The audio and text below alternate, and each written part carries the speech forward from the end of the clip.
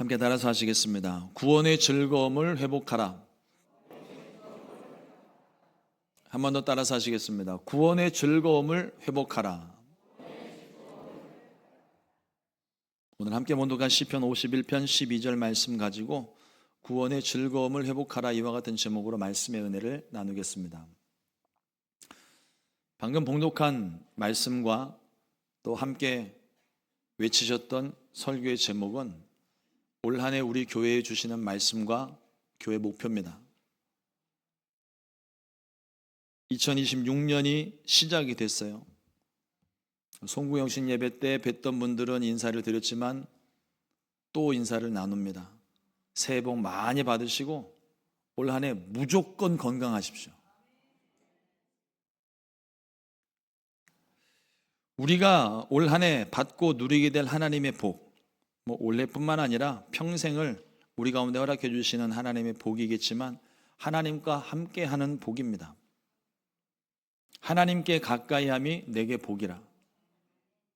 그냥 예수님 믿고 그냥 사라지니까 사는 게 아니라 내가 하나님을 안 사실이 복이고, 믿은 사실이 복이고, 내가 기도할 수 있음이 복이고, 그러니까 모든 것이 하나님과 관련되어져 있는 거예요. 그 하나님을 내가 얻었다는 것이 이게 엄청난 축복이라는 겁니다. 올해 우리 순복음 시카고 교회와 저와 여러분들 모두가 한 마음으로 이 하나님께 지금보다 한 걸음 더, 보폭이 크신 분들은 멀리 가시겠지만 짧으신 분이라도 한 발자국이라도 좋으니 하나님 앞으로 한 걸음 더 나아가서 우리와 함께 하시는 임마누엘의 축복을 얻게 되시기를 주님의 이름으로 축원합니다. 올 한 해 우리는 우리 순복음 시카고 교회에 주시는 하나님 말씀, 구원의 즐거움을 회복하라, 이와 같이 말씀을 주셨는데 이 말씀으로 은혜를 나누려고 합니다. 하나님의 마음에 합했던 다윗, 그래서 하나님의 은혜를 입어 어렸을 때는 양을 치는 목동에서 이스라엘을 다스리는 왕이 되게 하시려고 기름 부음 받은 다윗. 이와 같이 위대하게 쓰임 받은 다윗이었지만 그가 인간적인 욕망을 참지 못하고 죄를 범했을 때 그때의 마음을 한번 생각해 봤어요. 미루어 짐작컨대 아마 그의 마음이 지옥과도 같았을 것 같아요. 여러분, 천국이 어디입니까? 우리 마음. 근데 이 마음에 하나님이 계시지 않으면 여기가 지옥이에요. 천국은 하나님이 계신 곳이 천국입니다. 그래서 전에 말씀 나눴지만 죽어서 가는 천국도 거기 하나님 계시지만 여기 하나님이 계세요. 그러면 여기가 천국인 거예요. 여기가 좋사오니 이 땅에서만 살겠습니다 하는 건 안 되겠지만 여기서도 하나님을 경험하니까 여기도 천국.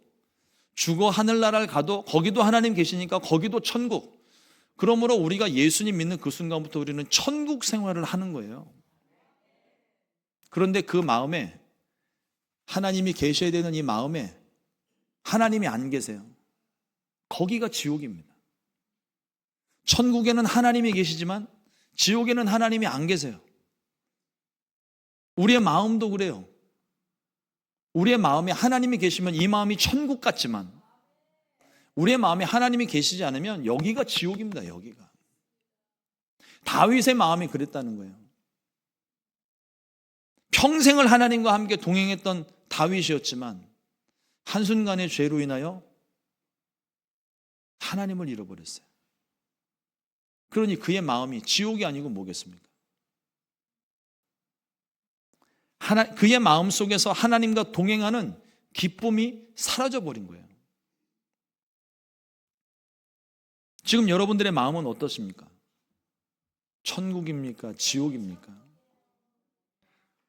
혹시 오랜 신앙생활 속에서 즐거움이 남아 있습니까? 아니면 신앙생활이 버거우십니까?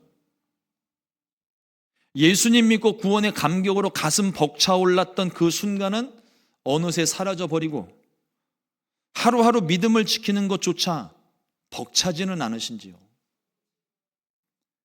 왜 내 신앙생활이 지금 이 지경이 됐는지 걱정 반, 의심 반, 자포자기의 상태가 되어 계시지는 않습니까? 연세 많으신 성도님들과 신방하고 상담을 하다 보면 한결같이 저마다 겪는 삶의 모습과 고난과 아픔이 다 다르니까 다른 이야기들 하시는데 그 수많은 얘기들 중에 딱 한 가지 공통점을 제가 찾아요. 예전엔 열심히 했는데 요즘 그렇지 못하다고. 젊었을 때는 이것도 하고 저것도 하고 그랬는데 지금은 이것도 못하고 저것도 못하고 아무것도 못한다고.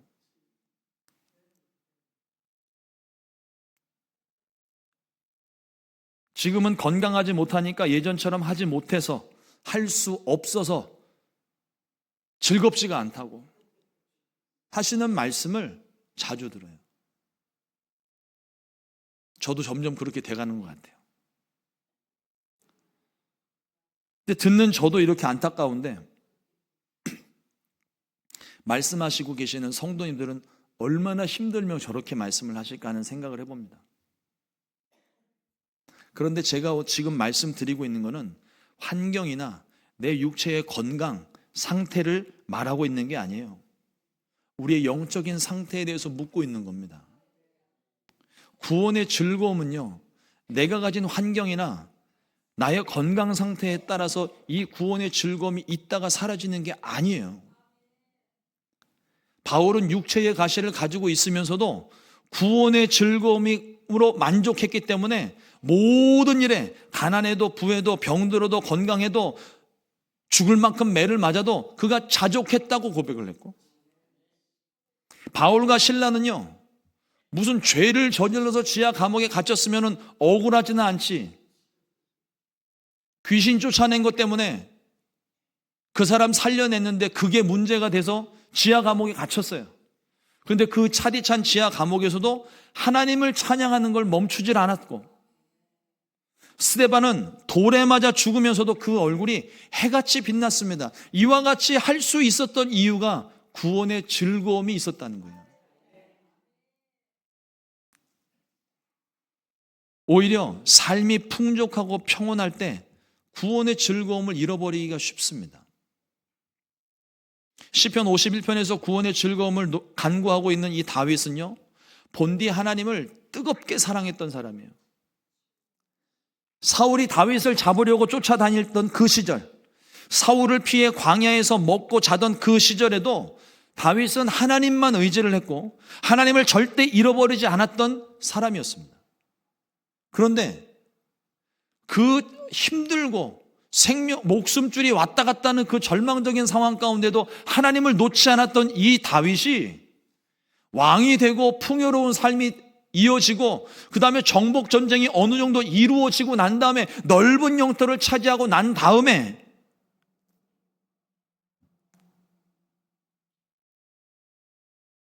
무리한 일생을 달래려고 걷고 있다가 순간적인 욕망을 못 이겨서 밧세바와 간음을 했고 자신의 죄를 감추기 위해 그녀의 남편이었던 우리아를 전쟁에서 죽게 만들었고 그 모든 증거를 인멸하려고 했습니다.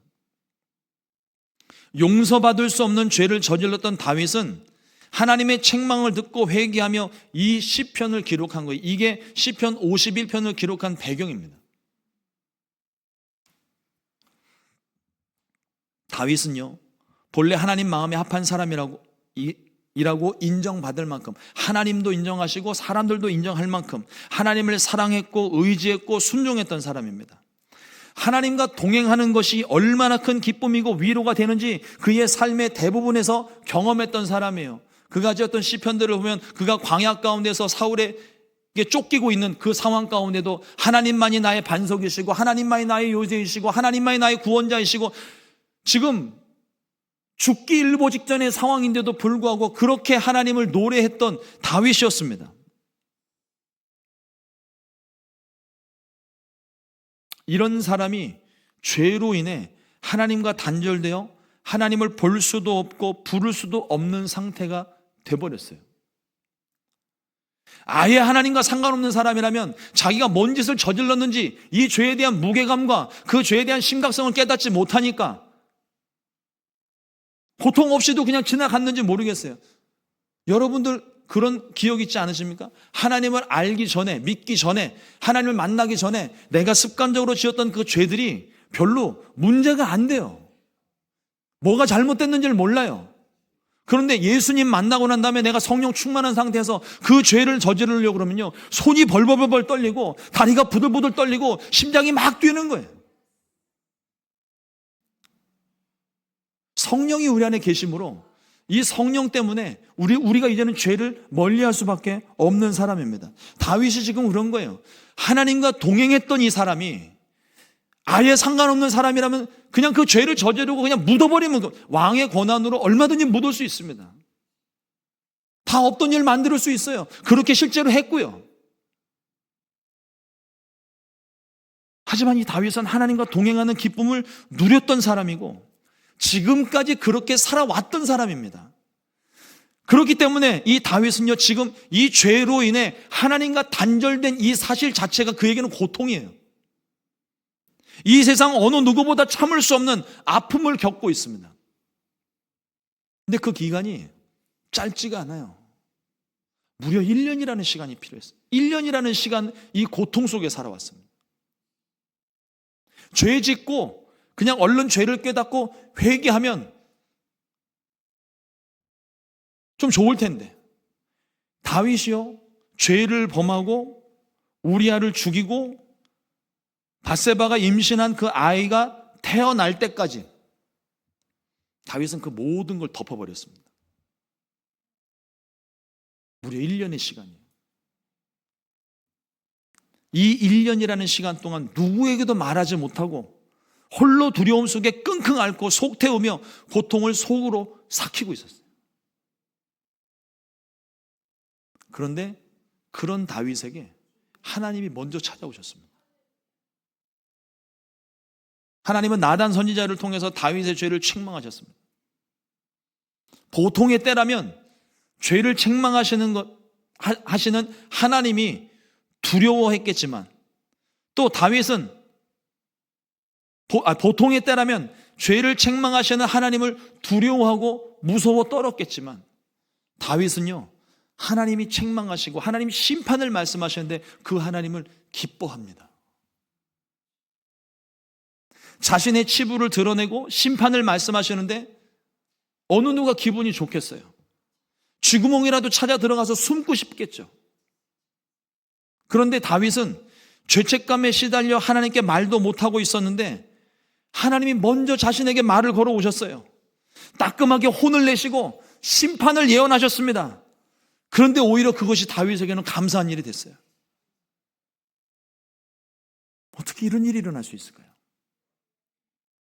다윗은 즉시로 무릎을 꿇어 자신의 죄를 인정하고 하나님께 용서를 구했습니다. 사무엘하 12장 13절로 14절 말씀에 다윗이 나단에게 이르되 내가 야훼께 죄를 범하였노라 하매 나단이 다윗에게 말하되 야훼께서도 당신의 죄를 사하셨나니 당신이 죽지 아니하려니와 이 일로 말미암아 야훼의 원수가 크게 비방할 거리를 얻게 하셨으니 당신이 낳은 아이가 반드시 죽으리이다 하고, 간단하게 몇 가지만 말씀드렸지만 이 외에도 다윗이 그 범죄한 사실 때문에 그의 집안에 칼이 끊기지 않고 피가 흐를 것이고 백주 대낮에 아내와 아내들이 욕보일 것이고 차마 입에 담기도 민망한 심판의 메시지들을 가득히 말씀을 하셨습니다. 근데 다윗은 그 말씀을 듣는데 이게 너무 기쁜 거예요.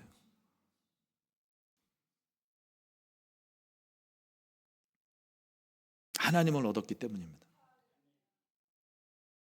앞서 제가 말씀드린 것을 기억을 해보세요.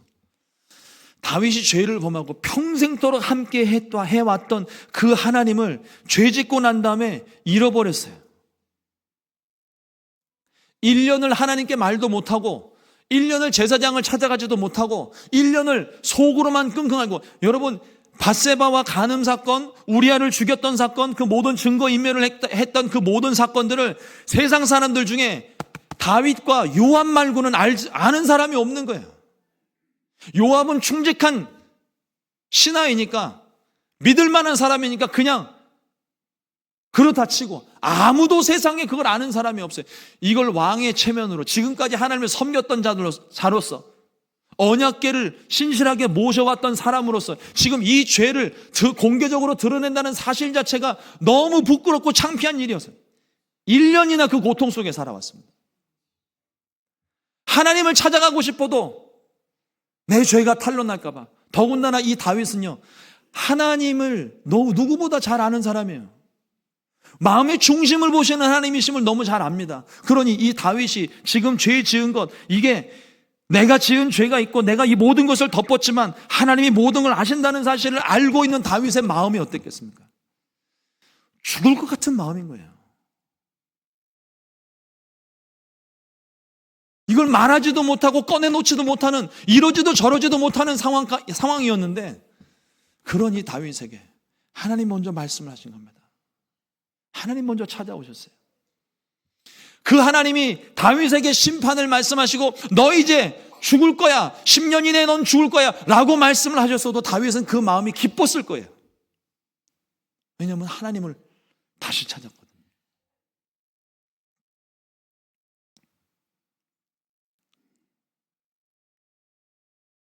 여러분, 우리가 죄와 관련해서 분명하게 하나 짚고 넘어가야 될 게 있습니다.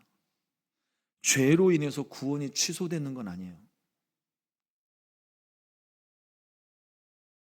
많은 분들이 이 죄를 짓고 나면 내가 하나님에게 버림받는 것처럼 생각하기 쉽습니다. 구원은 믿음으로만 얻는 거예요. 오직 나의 의는 믿음으로 말미암아 살리라. 나를 구원하신 하나님, 내 죄를 용서하신 하나님을 내가 믿으면 그 순간 우리는 구원받습니다. 이건 변함이 없는 거예요. 행위로 얻어지는 것이 아닙니다. 근데 이것을 역으로 다시 적용해서 말씀을 풀어보면 죄악된 행위가 우리의 구원을 빼앗지 못한다는 거예요. 행위로 구원받은 것이 아니기 때문에 행위 때문에 구원이 취소되는 거 아닙니다. 단지 이 죄로 말미암아 우리가 예수님 믿고 난 다음에 얻었던 그 구원의 즐거움을 잃어버리는 거예요. 별거 아닌 것 같죠? 아니 뭐 기쁠 수도 있고 슬플 수도 있고, 여러분 그렇게 생각하시면 큰일 납니다. 이 구원의 즐거움이 없기 때문에 삶의 의미가 없고 목적을 잃어버리는 거예요. 우리가 올 한 해 이 구원의 즐거움에 집중해서 말씀을 나누고 여기에 집중해서 우리가 기도를 할 건데요, 처음에 말씀드린 것처럼 내가 예수 믿은 지 20년이 되고 30년이 됐는데 내가 처음 예수님 믿었을 때는 그렇게 내가 신이 나서 온 동네 다니면서 예수 믿으라고 전하고 예수 믿으니까 참 좋다고 얘기하고 그렇게 내가 구원의 감격을 경험했던 사람들이 20년이 되고 30년이 되는데 복음을 전하지 못한다, 즐거움이 없다, 기쁨이 없다고 말을 하는 이유가 뭐예요? 우리의 삶에 지금 눌러 앉은 거예요. 이대로가 좋사오니 익숙한 삶에 그냥 머물러 버린 겁니다. 반복되는 죄 때문에 마음이 억눌리고 영적 침체에 빠지기 쉬워요. 그러나 여러분, 이 사실을 믿으십시오. 복음은 우리를 죄에서 구원하실 뿐만 아니라 이러한 영적 침체에서, 죄로 인한 마음의 고통에서 우리를 자유하게 합니다. 예수님, 복음이신 예수님께서 이 땅 가운데 오셔서 이 땅에 오신 목적을 분명하게 선포하셨어요. 누가복음 4장 18절로 19절 말씀에 주의 성령이 내게 임하셨으니 이는 가난한 자에게 복음을 전하게 하시려고 내게 기름을 부으시고 나를 보내사 포로된 자에게 자유를, 눈먼 자에게 다시 보게 함을 전파하며 눌린 자를 자유롭게 하고 주의 은혜의 해를 전파하게 하려 하심이라 하였더라. 눌려있던 죄의 짐이 벗어지고 자유함을 누리게 되니 어찌 기쁘지 않을 수 있겠습니까? 예수님이 이 땅 가운데 오신 목적이 우리의 죄의 짐을 풀어주시고 우리가 가지고 있는 모든 고통의 짐을 풀어주시고 세상의 수고한 모든 힘을 풀어주셔서 눈먼 것을 다시 보게 하고 안전뱅이를 일어나게 하고 모든 것들을 다시 원상태로 회복시키겠다는 목적을 가지고 오셨다는 거예요. 근데 이 복음을 받은 우리들이 처음에 그 복음 받고는 우리가 신나서 자리에서 일어나고 기뻐 춤추며 뛰고 복음을 전하던 그 사람들이 10년이 되고 20년 되니까 도로 자리에 앉아서 앞을 보지도 못하고, 왜 이와 같은 일들이 일어났을까요? 우리가 구원의 즐거움을 잃어버렸기 때문에 그래요. 그것이 죄가 되었든 신앙생활이 익숙해져 버렸든 무엇이 되었든 구원의 즐거움이 없으니까 우리 속에 생명력이 없는 거예요. 구원받은 것은 있는데 구원의 생명력이 없어요. 여러분, 우리 간단한 예를 한번 들어볼게요. 이제 연세들이 드시니까 오른쪽이 아프고 왼쪽이 아파서 팔도 못 올리고, 저는 옷 때문에 지금 이만큼밖에 안 올라가는 겁니다. 오해는 하지 마십시오. 이 팔이 안 올라가는데 아프니까 움직이지를 못하잖아요. 근데 이러던 분이 하나님의 특별한 은혜를 얻어서 갑자기 손이 올라가고 팔이 돌아가고, 여러분 움직이지 못했던 것을 움직인다고 하면 생각을 해보세요. 얼마나 시원하겠어요. 또 연세 드시면 대부분이 이렇게 허리가 굽으시잖아요. 저처럼 다치는 경우도 있고 허리를 피지를 못해요. 근데 피지 못하는 허리가 어느 날 3일 금식을 하고 기도원에 가고 부흥성회를 다녀왔는데 갑자기 다음날 아침에 허리가 이렇게 펴지는 거예요. 그러면 하루 종일 배를 이만큼 내놓고 다니시더라고요. 얼마나 시원해요, 움직일 수 있는 게.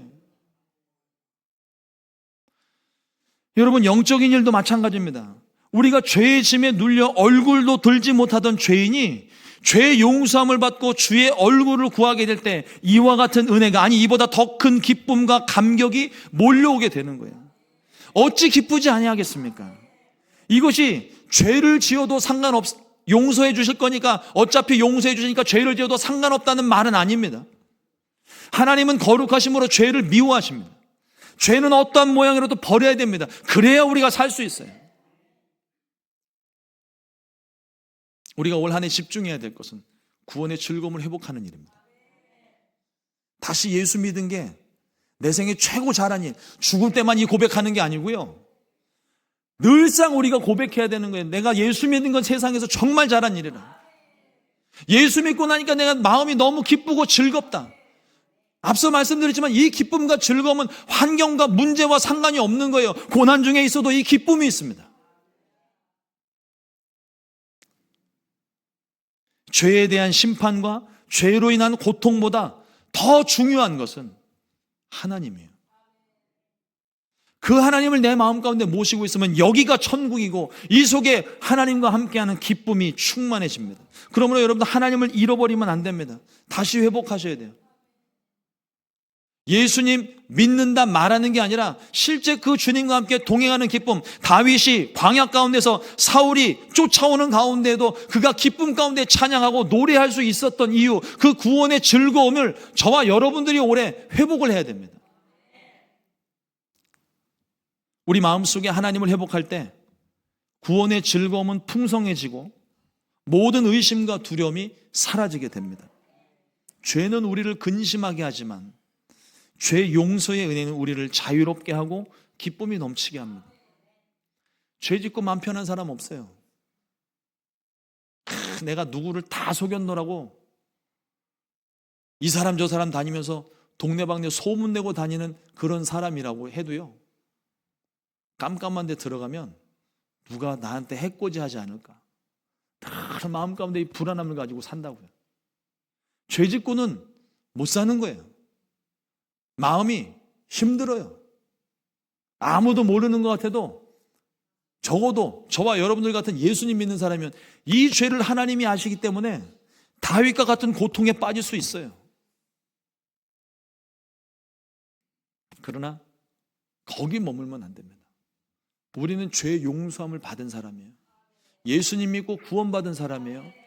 저와 여러분들의 실패자가 아닙니다. 하나님의 자녀예요. 올 한 해 여러분들 하나님의 자녀라는 정체성을 분명히 하고 가시기 바랍니다. 용서받은 은혜가 있어요. 그러니 자유할 수 있는 거죠. 기쁨이 있을 수밖에 없는 겁니다. 다윗이 죄를 범하고 심적으로 얼마나 고통이 컸을까 생각을 해봅니다. 그러나 하나님께서 그의 죄를 용서해 주실 때 그가 지금까지 1년 동안 가지고 있던 마음의 짐, 죄의 짐, 이 죄의 고통이 다 사라져 버렸어요. 그가 그 죄에 대한 결과로 아들 압살롬이 반란을 일으켜 정말 예언의 말씀들이 그대로 이루어지고 궁에서 쫓겨나갈 때에도 다윗의 마음에는요, 하나님이 나와 함께 하신다는 사실이 이미 구원의 즐거움을 회복했기 때문에 그런 절망적인 상황, 그 아들이 반란하는 끔찍한 테러 사건 속에서도 그의 마음이 흔들리지 않을 수 있었던 거예요. 그리고 다시 그의 마음이 회복이 되었습니다. 하나님을 다시 찾았기 때문이에요. 말씀을 준비를 하다가 문득 탕자의 비유, 그 아버지의 고백이 생각이 났어요. 누가복음 15장 24절에 보면 이 내 아들은 죽었다가 다시 살아났으며 내가 잃어버렸다가 다시 얻었노라 하니 그들이 즐거워하더라. 여러분, 이건 아버지의 마음입니다. 그래서 저는 이 아버지의 마음이 갑자기 아들의 마음처럼 들리는 거예요. 아버지만 기뻤겠어요. 비록 죄 지었지만 다시 아버지를 찾아왔을 때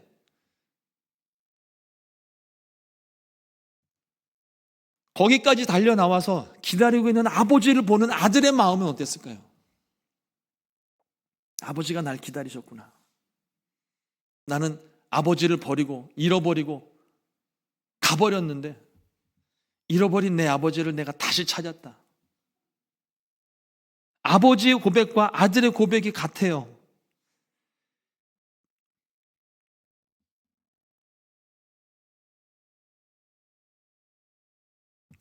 죄로 인해서 내가 하나님을 잃어버렸지만 내가 하나님을 잃었다가 다시 하나님을 찾았노라고,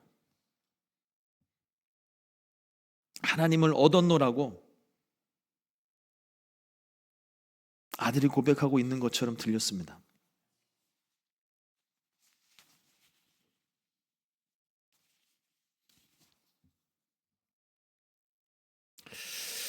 그 마음이 오늘 저와 여러분들에게도 회복되기를 주님의 이름으로 축원합니다. 우리가 회복해야 될 마음은 이 마음이에요.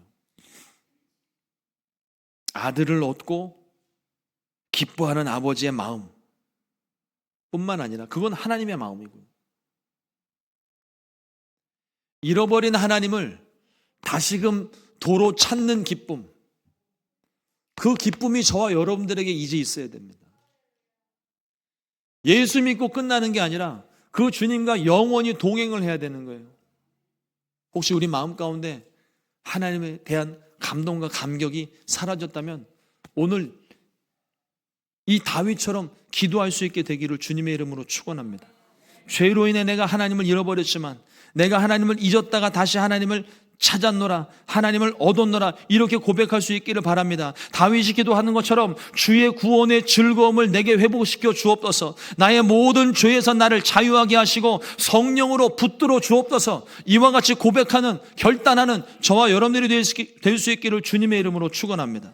우리가 기도할 때 주님이 우리를 회복시켜 주십니다. 다시 한번 여러분들의 마음을 한번 점검해 보세요. 내 마음속에 주님을 잃어버린 채, 잃어버린 사실조차 깨닫지 못하고 살고 있지는 않으십니까? 그러면 올해 마음 고쳐먹고 그 하나님을 다시금 회복할 수 있게 되기를 주님의 이름으로 축원합니다. 우리가 기도하면 하나님이 회복시켜 주세요. 우리를 살리시려고 아들까지, 자신까지 내어주신 분이신데 무엇인들 못하시겠습니까? 성령으로 감동 주셔서 나의 주어진 환경이나 조건, 건강과 감정과 상관없이 구원의 즐거움으로 살아가게 하실 줄로 믿습니다. 2026년 이 구원의 즐거움을 모두 다 회복하여 우리 교회가 다시금 하나님 마음에 합한 교회요, 또 하나님 마음에 합한 모든 성도님들 되시기를 주님의 이름으로 축원합니다. 기도하겠습니다.